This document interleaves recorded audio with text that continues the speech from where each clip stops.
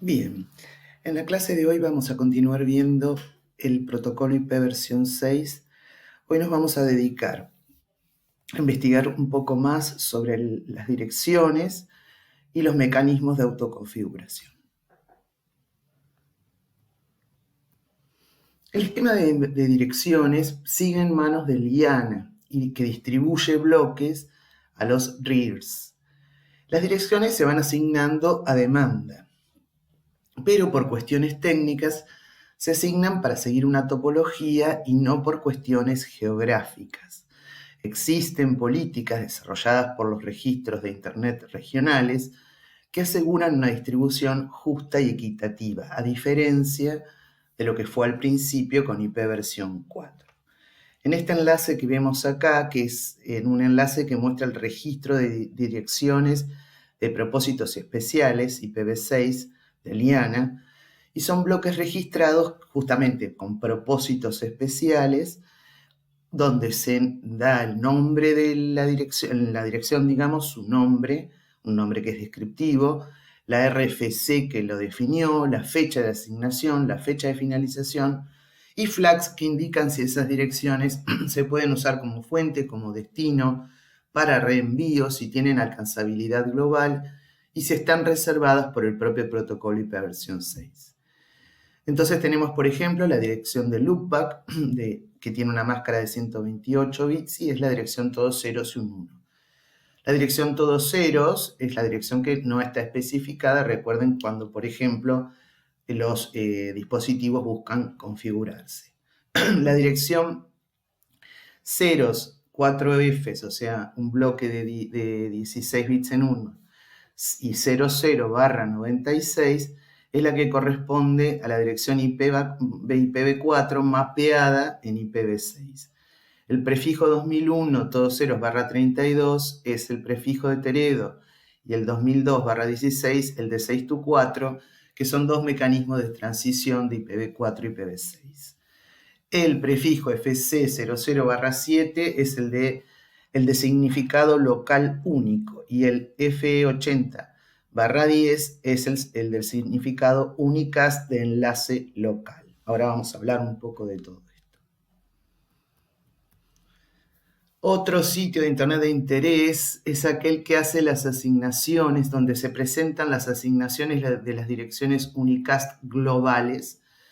Entonces presenta todo el espacio que ha sido asignado. En un principio se pensó asignar solo el prefijo 2000/3, es decir, las direcciones que empezaban con el número 2, y después salió una RFC más moderna, la 4291, que por ejemplo especifica que la dirección, lo que vimos recién, la 00, todos ceros, digamos, y la 1 son las de no especificado, y loopback se separa un espacio con inicio FF00/8 para las direcciones multicast y otro F80/10 para las direcciones de significado local de enlace unicast, y se dice en este RFC que todo el resto es unicast global.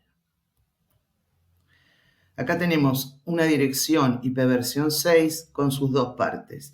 Un identificador de la propia interfaz de 64 bits y la primera parte es el identificador de red, que a su vez podría estar dividido, por ejemplo, en un prefijo global de ruteo de 48 bits, esto es un ejemplo, y un identificador de subred de 16 bits.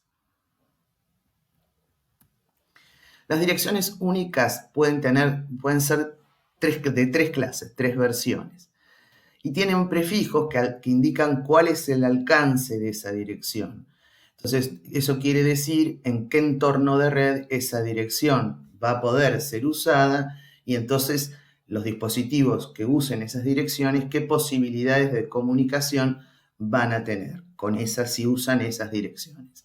Entonces tenemos direcciones de enlace local, que se refieren al uso entre nodos en la misma red. De sitio local querría decir bajo una misma administración dentro de un sitio, pero esta dirección después dejó de estar clasificada, dejó de considerarse. Y después están las globales, que se asocian al uso en Internet. A su vez, dentro de las direcciones únicas de tipo global, puede haber subtipos especiales de direcciones, como por ejemplo las que mencionamos antes, IPv6, con direcciones IPv4 embebidas o IPv4 mapeadas en IPv6. También se deja abierta la posibilidad futuro de definir nuevos subtipos. Los dispositivos se consideran de dos formas, o host o router. Y estos dispositivos pueden tener mucho conocimiento de la estructura interna en cuanto a la dirección, o sea, el tipo de red, etcétera, la máscara. Esto más bien, si tienen mucho conocimiento, los dispositivos son tipo routers porque ellos deben ayudar en general a configurar los hosts. Por eso se supone que cada uno tiene un rol en este sentido.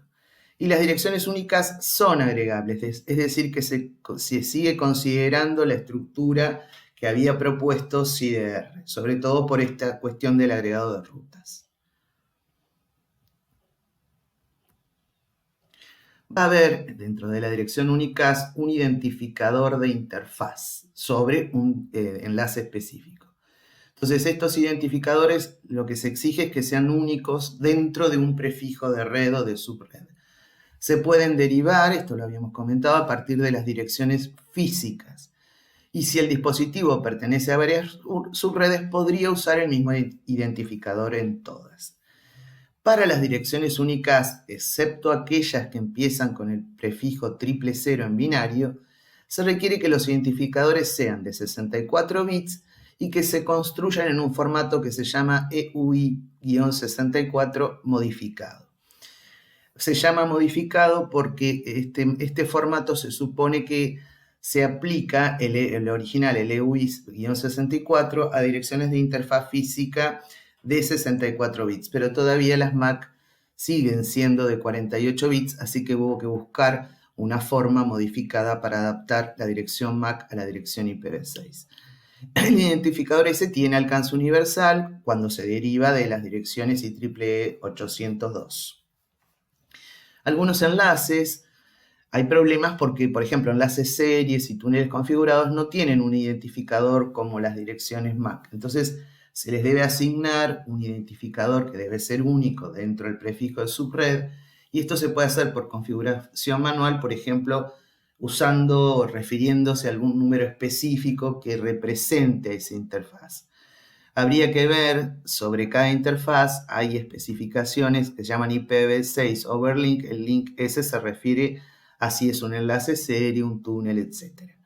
Y en estos casos se recomienda usar algún algoritmo de detección de colisiones referido a las direcciones, porque recordemos que debe haber un único identificador de interfaz, no debe repetirse entre dispositivos dentro de un mismo prefijo de red.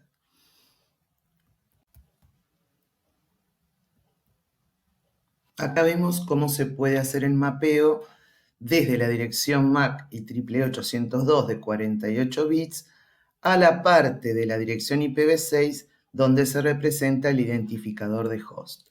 Entonces, lo que se hace cuando el formato es de 48 bits es dividirlo en dos partes. ¿Se acuerdan que los primeros 24 bits de la dirección MAC representan a la organización y los últimos 24 al número que la organización le da al dispositivo en particular?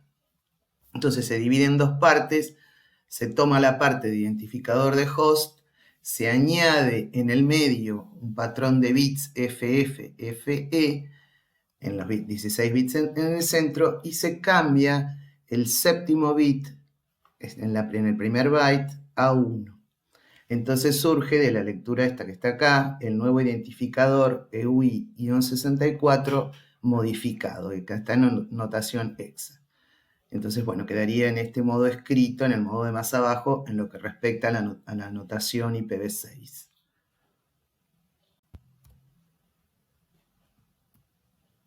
Bien, habíamos dicho recién que en la parte de identificador de interfaz se colocaban los bits mapeados desde la Mac, podía ser un mecanismo. Recuerden que después salió un RFC para que eso sea aleatorio y entonces no permitir, digamos, la navegación privada en Internet. Eso se hace así siempre y cuando la dirección no comience con 000 en binario.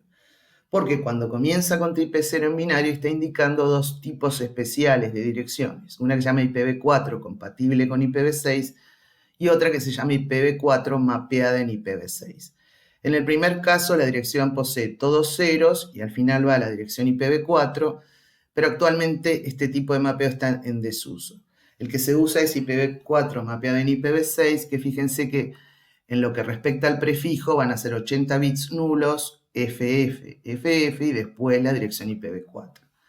Este mecanismo se usa en el caso de utilizar para la transición de IPv4 y IPv6 nodos doble pila. Se llaman doble pila porque pueden manejar los dos tipos de protocolos. ¿Y cuál es el problema que se presenta? Bien, aplicaciones que funcionaban sobre IPv4 tienden a migrar y ajustarse al nuevo protocolo IPv6. Entonces, por ejemplo, para un nodo doble pila, digamos, sería ineficiente que por cada aplicación tuviera funcionando dos, una para IPv6 y otra para IPv4. Entonces, lo que hacen la mayoría de las implementaciones es quedarse con la aplicación que solo funciona para IPv6, pero le permite interoperar con los dos protocolos. Entonces, los paquetes, por ejemplo, de IPv4 que vayan a aplicaciones IPv6 en estos nodos doble pila, alcanzan el destino usando este mecanismo para mapear la dirección IPv4 en la dirección IPv6. Después también hablamos de las direcciones unicast de significado local del enlace, es decir, se usan para poder comunicarse solo con nodos dentro del enlace y pueden servir para que directamente un dispositivo levante y ya tenga asignada una dirección, por lo menos en lo que, digamos, la dirección se va a reconocer porque tiene un formato especial. Tiene un prefijo /10 que de esta forma, a continuación vienen 54 bits en 0 y luego el identificador de interfaz, como vimos recién que se mapeaba. Entonces, esto permite que el dispositivo pueda levantar sin la ayuda ni de un servidor ni de un router. Por ejemplo, un servidor sería un servidor de HCP y en el caso de un router se aplicaría un esquema que se llama de descubrimiento de vecinos, con su sigla ND. Entonces, si no hubiera routers o no conociera un servidor, el propio dispositivo puede levantar configurándose con la dirección esta unicast de significado de enlace local y entonces podría comunicarse con otros nodos en la misma red. Después las direcciones de significado local de sitio, se les había asignado un prefijo, fíjense acá que difiere en un 1 con respecto al anterior, es un prefijo también /10, también lleva en la parte de 54 bits, ahora va a llevar el identificador de subred y a continuación el identificador de interfaz de 64 bits. Pero, digamos, fue declarada obsoleta en lo que respecta a las nuevas implementaciones IPv6. Aparte de las direcciones unicast, está el conjunto de direcciones Anycast, aunque en realidad pertenecen al espacio unicast. ¿Qué quiere decir esto? Que no son distinguibles. Y la cuestión con las direcciones Anycast es que se deben configurar explícitamente. Acuérdense que el caso de las direcciones Anycast es cuando una misma dirección es asignada a más de una interfaz en diferentes nodos. Y los paquetes que tengan dirección destino Anycast se van a enrutar a la interfaz más cercana. ¿Esto para qué puede servir? Y por ejemplo, para tener servidores desparramados en el mundo y dar confiabilidad al servicio, un mecanismo de redundancia u ofrecer balance de cargas. La ruta al router específico para poder realizar este tipo de direccionamiento es por protocolo de ruteo, o sea, que las tablas tienen que apuntar al router que corresponde. Entonces, el prefijo este de la dirección va a identificar la región topológica a la cual pertenece la interfaz. Y dentro de esa región, como les decía antes, en las tablas de ruteo se contará con una línea que va a apuntar a la dirección, pero se va a identificar como una ruta a un host. Esa es la única diferencia. Y fuera de la región, esta ruta se va a poder agregar con otras.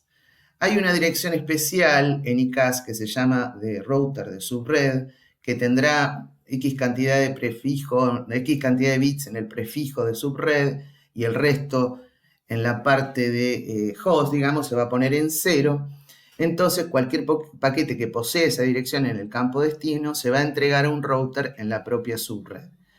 Todos los routers por eso deben soportar este tipo de direcciones en todas las subredes donde se encuentran sus interfaces Y la autoridad para los nodos es que cuando precisan comunicarse con algún router de un grupo de routers. Es similar, entonces, esta dirección al caso que sería de identificador de red o la dirección de red, porque la parte de host son todos ceros. Además, están las direcciones multicast, que tienen un prefijo especial, que son un byte de 8 unos. A continuación tienen un campo que se denomina de flags o banderas de 4 bits, un campo scope que se refiere al entorno donde está trabajando ese grupo, y los 112 bits últimos son el identificador de grupo. Así, por ejemplo, digamos, lo más importante acá es que la parte de flags tiene un flag que se denomina el flag T por transitorio, que si es 0 significa que la dirección multicast es de asignación permanente, pero si es 1 significa que es transitoria.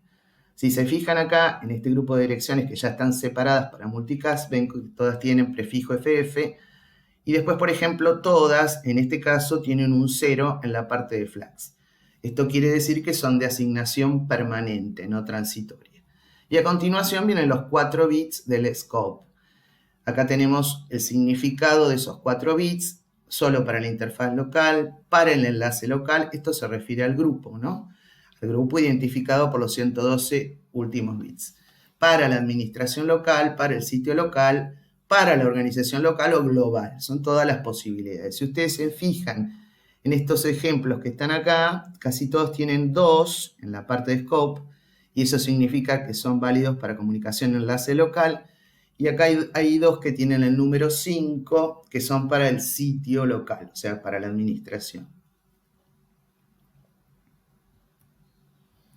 Hay una dirección especial multicast, que es la de nodo solicitado. Esa dirección tiene un prefijo de 104 bits, que es el que figura acá. Y se calcula esta dirección de nodo solicitado en función de las direcciones unicast y anycast del nodo. Entonces, digamos, se hace un mapeo especial a ese prefijo de 104 bits, porque lo que se toman son los 24 bits de menor orden de la propia dirección IPv6 unicast, se agregan al final de esta dirección multicast de nodo solicitado. Y al principio se coloca el prefijo de 104 bits. Esto va a resultar que estas direcciones multicast nodo solicitado van a estar dentro de un rango, que si ustedes se fijan es dejarle la etiqueta de 104 fija y variar toda la última parte. Entonces va a ir desde 00 y 4 ceros hasta FF y 4 Fs. Entonces, por ejemplo, una dirección como esta, 4037.01800, 200C, 8C, 6C, tiene como dirección multicast de nodo solicitado FF02, 1, FF, todo el prefijo, digamos, que se asignó, y después a continuación 0E, 8C, 6C, que si ustedes se fijan, son esta parte de la dirección IP versión 6 unicast. Entonces, lo que va a pasar es que las direcciones que difieran solo en los bits más altos van a mapear sobre la misma dirección. Esto es un poco a propósito porque reduce el número de direcciones multicast a las que el nodo debe juntarse, ya que lo debe hacer, en este caso la dirección multicast de nodo solicitado, para cada dirección unicast y anycast que tenga configurada. ¿Para qué se usan estas direcciones especiales? Para hacer que lo que sería el mecanismo viejo de ARP, que ahora vamos a ver cómo funciona, sea más eficiente. Y si se fijan, en esta dirección multicast de nodo solicitado, el bit de transitorio está en bajo, esto se ve acá, todos los 4 bits en 0, entonces quiere decir que es una dirección permanente, y el scope está en 2, o sea que esto tiene significado de enlace local. ¿Qué direcciones debe reconocer un dispositivo? Bueno, depende si es un host o un router. Si es un host, tiene que reconocer su propia dirección de enlace local, requerida para cada interfaz, cualquier dirección unicast y anycast que hayan sido configuradas para sus interfaces, la dirección de loopback, la dirección multicast de todos los nodos. Acuérdense que acá deja de haber comunicación broadcast. Entonces la multicast debe ser la de todos los nodos, la del nodo solicitado para cada una de sus direcciones unicast y anycast, y la de multicast de todos los grupos a los que pertenezca el nodo. En cambio, si es un router, además de estas direcciones, tiene que reconocer la dirección anycast, que hablamos antes, de router de subred, para todas las interfaces para las que se lo configure como router. Y todas las otras direcciones anycast con las que el router haya sido configurado, y la dirección multicast, todos los routers. Vamos a ver un poco cómo se modificó el protocolo ICMP versión 6 debido a las propias diferencias entre IPv4 e IPv6. Fue publicado en la RFC 2463. Pero van a ver que tiene, o sea, se definen nuevos mensajes, pero tiene un comportamiento muy parecido a IPv4 o a ICMP versión 4. Es crucial ahora este protocolo para lo que se llama descubrimiento de vecinos o de routers, para conocer la MTU del camino, para el manejo de grupos multicast, y todos los mensajes en este nuevo protocolo van a compartir un formato. Digamos, van a tener un encabezado de tipo, o sea, y en este caso vamos a conocer que hay tipos como destino inalcanzable, paquete demasiado grande, tiempo excedido y problemas de parámetros. Y van a tener un código que, para dar granularidad, digamos, a la definición del mensaje, y bits de chequeo que son para protección de error para el propio mensaje ICMP versión 6.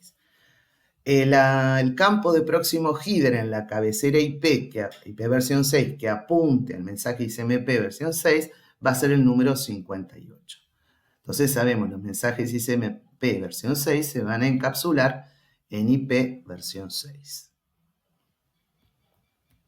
Entonces vamos a tener, como dijimos, varias clases de mensaje, por ejemplo, destino inalcanzable, que se va a usar cuando hay falla en la entrega.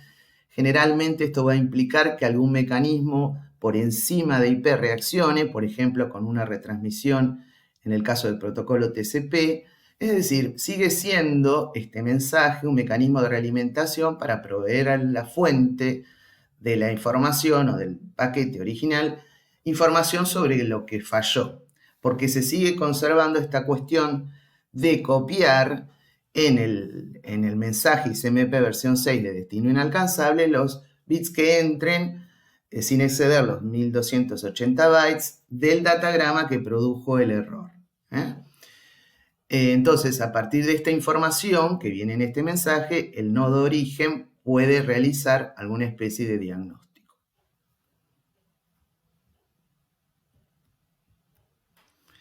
El mensaje paquete demasiado grande tiene que ver con la fragmentación, por si se produce, por si, digamos, se pasa de una red de mayor MTU a una red de menor MTU. Entonces se genera un mensaje de paquete demasiado grande. Fíjense que el mensaje en sí, bueno, tiene tipo, código y checksum y un campo de 32 bits donde se va a anunciar la MTU del enlace físico donde ocurrió el error. Igualmente se va a copiar en el mensaje la porción del datagrama IP original. Es decir, que el propósito de este mensaje es para indicar que hubo algún problema de fragmentación, y por eso este tipo de mensaje colabora con el mecanismo de descubrimiento de MTU del camino.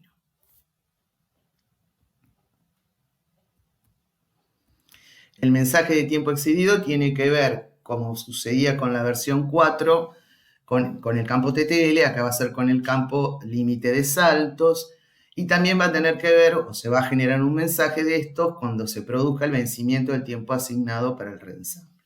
Fíjense que en este caso los 32 bits después de los campos tipo código y checksum no se usan, y sí se copia la porción del datagrama IP original.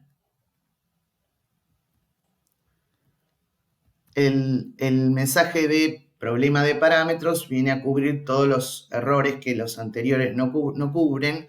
Por ejemplo, el código puede indicar si el encabezado es incorrecto del datagrama que generó el error, si la siguiente cabecera no está reconocida, o si hay alguna opción de IP versión 6 no reconocida. Y también se copia la porción del datagrama original.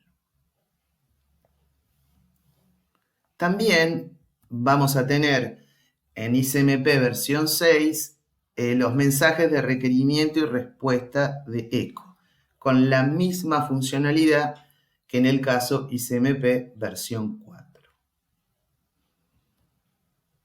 Pero algo va a cambiar fundamentalmente en IP versión 6. Y es que se incorpora, para ayudar, digamos, a la parte de configuración, un nuevo protocolo que se llama el protocolo de descubrimiento de vecinos y que fue definido en la RFC 4861. Es solo para soporte IP versión 6. Y lo que hace es combinar tareas que realizaban otros protocolos en IP versión 4, por ejemplo, ARP, y agregar algunas funcionalidades. Increíblemente, estos mensajes existían en ICMP versión 4, diría que casi algunos con el mismo propósito, pero que no llegaron a utilizarse. Entonces, este protocolo lo usan tanto hosts como routers.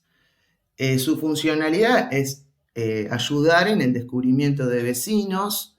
Vecinos en este caso quiere decir los que están en la propia red. Ayudar a autoconfigurar las direcciones, IP versión 6. Determinar prefijos de red, detectar si las IP están duplicadas, buscar las MACs de los vecinos y detectar si hay cambios en las mismas, descubrir routers que pueden proveer servicios, por ejemplo, de configuración, controlar cuáles vecinos están disponibles y cuáles no. Eso es lo que se llama detección de alcanzabilidad o no alcanzabilidad del vecino.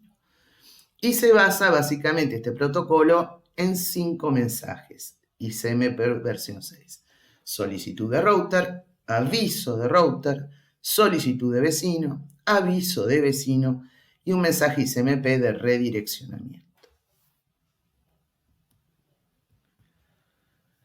El mensaje solicitud de router está en completa relación con el otro mensaje anuncio de router. Lo que pasa es que los anuncios de router se transmiten periódicamente porque los routers de esa manera anuncian su presencia en la red.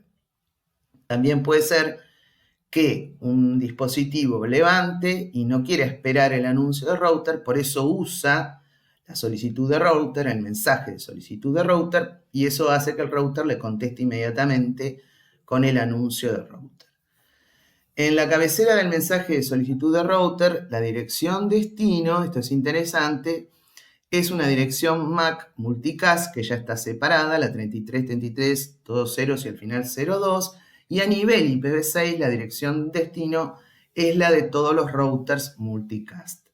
Y en general estos mensajes van con un límite de saltos de 255. En el campo de las opciones de este mensaje ICMP se envía la dirección MAC del solicitante en caso de que éste conozca su propia dirección IP. Esto para que el que lo reciba pueda almacenar en caché. Y si el campo de dirección de origen de la cabecera IPv6, la dirección no especificada, no conoce su dirección IP, entonces el campo de opciones no se usa. Se transmiten, como decía antes, por parte de los hosts IPv6 para descubrir la presencia de algún router. Acá tenemos el mensaje, tipo código checksum, los 32 bits siguientes reservados y las opciones que les comentaba antes. Por su parte, el mensaje de anuncio de router es un poquito más largo porque lleva más información. También va a tener un campo tipo, código y checksum, pero después va a cargar alguna información. Por ejemplo, un byte donde indique el límite actual de saltos. Con eso le va a dar el valor default. Le pasa el router al host un valor default que el host debería cargar en el campo hop limit o límite de saltos. Si le pasa un valor 0, indica que el router no recomienda valor alguno. Va a haber un byte de flags de autoconfiguración, aunque en realidad son solo 2 bits los que están definidos, el bit M y el bit O. Si el bit M está en alto, se indica a los hosts que usen un método stateful para poder configurarse. Quiere decir esto, deben recurrir a un servidor de DHCP versión 6. Y si el bit O está en alto, indica que usen el método stateful, pero para información que no sea la dirección. Acuérdense, la información que daban los servidores de DHCP. Después también hay un campo de 2 bytes que indica el tiempo de vida del router, es decir, el router le dice al host por cuánto tiempo, expresados en segundos, el router debería ser usado como default, como salida default en cuanto a la tabla de rutero. Pero si es 0, ahí se le indica que no puede usarlo como salida default o gateway. Después también hay un campo de 4 bytes, que es el tiempo de alcanzabilidad. Esto es que el router le dice a los hosts cuánto tiempo en milisegundos debería considerar a un vecino alcanzable luego de recibir una confirmación de alcanzabilidad. Es decir, esto tiene que ver con el mecanismo de traducción de direcciones o de resolución de direcciones, que se acuerdan que en IPv4 se armaba un caché donde cada línea se correspondía a la relación entre la MAC y la IP versión 4. Acá va a pasar lo mismo, pero con IP versión 6.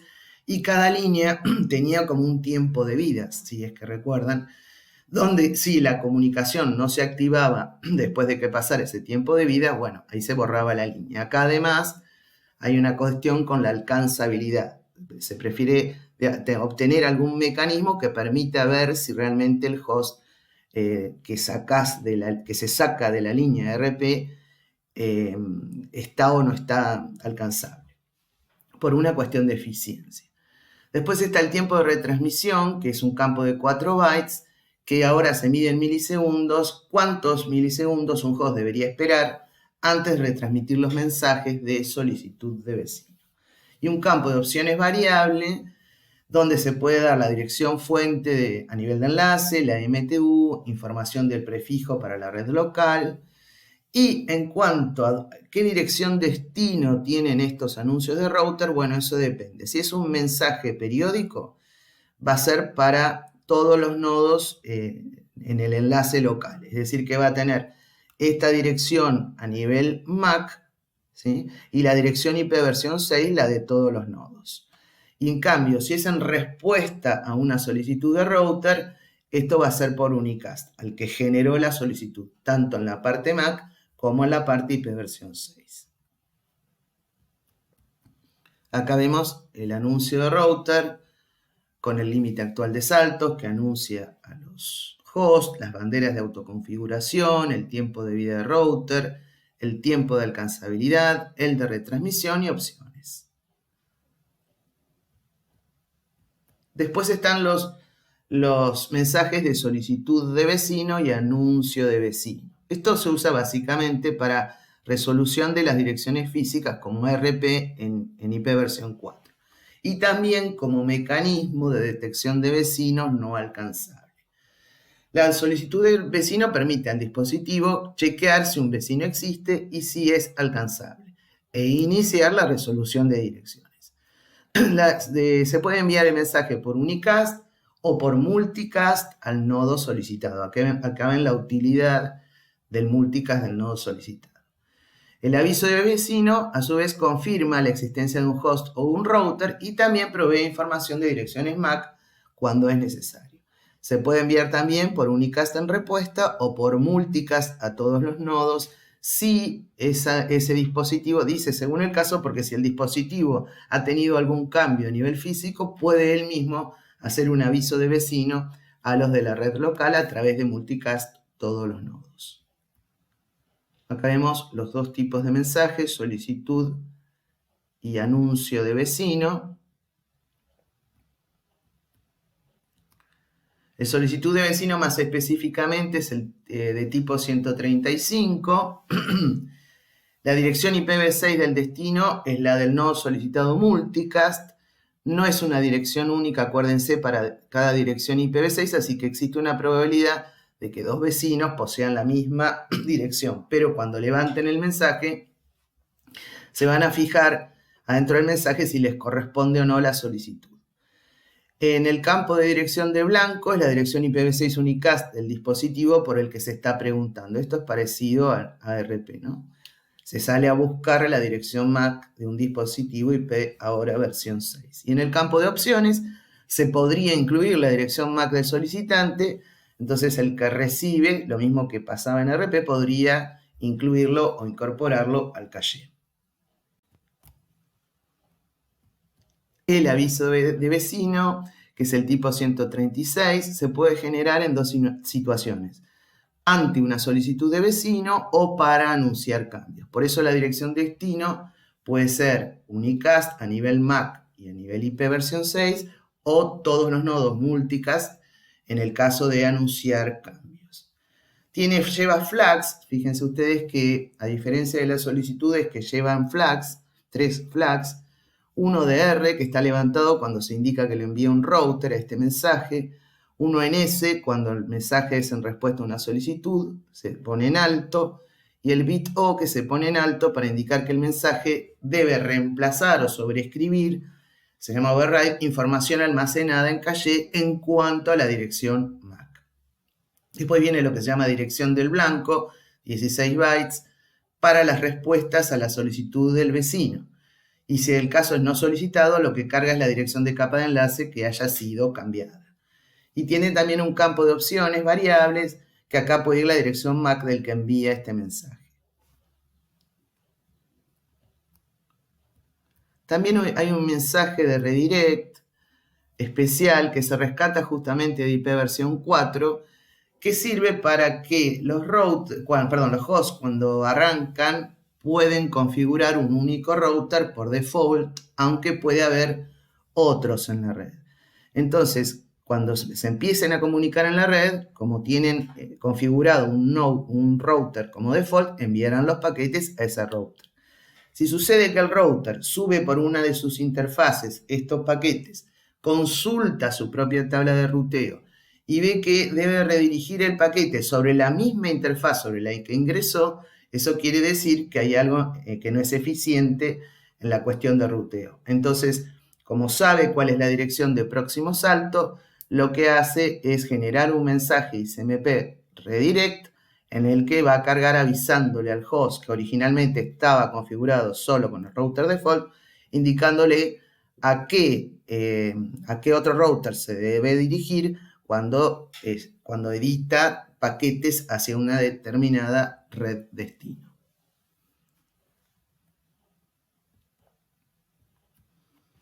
Bueno, entonces vamos a hablar ahora sí que vimos los mensajes un poco más de lo que es el descubrimiento de vecinos. En cuanto a dos cosas, detección de vecino inalcanzable y detección de direcciones duplicadas. La detección de vecino inalcanzable se hace con los mensajes solicitud de vecino y aviso de vecino. Entonces, como decíamos, cada dispositivo va a mantener y actualizar dinámicamente la información sobre los vecinos, ya sea que estos sean hosts o routers, pero que estén en la red local.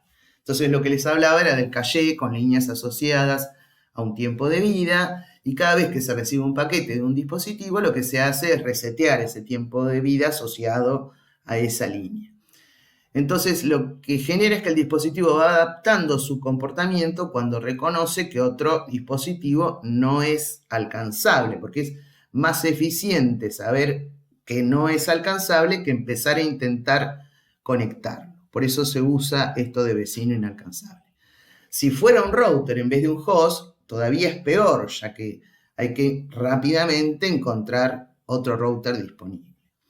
Si el tiempo del caché vence, el caché ARP que llamábamos en IP versión 4, entonces se considera que el dispositivo es inalcanzable. El router es el que comunica el tiempo en el que host debería considerarse alcanzable. Acuérdense del mensaje de aviso de router. Pero el propio host puede enviar una solicitud de vecino a un vecino para actualizar el caché si es que recibe una respuesta de aviso de vecino. Y la detección de direcciones duplicadas es uno de los pasos en el proceso de autoconfiguración. Se usa solicitud de vecino a la dirección que el dispositivo está tratando de usar, y si recibe un aviso de vecino, es decir, una respuesta, quiere decir que la dirección ya está en uso y entonces él no la va a poder usar. Ahí en general se precisa alguna cuestión de configuración manual. Y vamos a ver los mecanismos de autoconfiguración. En la RFC 2462 se dieron los mecanismos de configuración, que en lo que respecta a la autoconfiguración se refiere a la creación de una dirección, por lo menos de alcance del enlace local, verificación de que es una dirección única dentro de ese enlace, Y también toda la cuestión completa de la autoconfiguración se puede realizar de dos maneras. Sin estado, se llama sin estado o con estado. En el caso de con estado, se trata simplemente de que los dispositivos se configuran recurriendo a la información que les brindan los servidores de DHCP versión 6. Y esto puede llegar a suceder cuando lo que se requiere es como un control más estricto sobre las direcciones asignadas. Si no, el otro mecanismo que está incorporado es el de autoconfiguración sin estado. Y acá es donde los routers tienen un protagonismo muy importante. Porque con los mensajes de aviso de router y solicitud de router se pueden configurar los dispositivos. A su vez, también los routers pueden indicar a los dispositivos si la configuración la van a obtener de él o van a tener que completar con alguna consulta al servidor DHCP. Y si no hay routers, lo que puede hacer el host, si no detecta routers, el host puede autoconfigurarse, acuérdense, con la dirección de enlace local, pero podría, a partir de ella, solo comunicarse con otros nodos en el mismo enlace.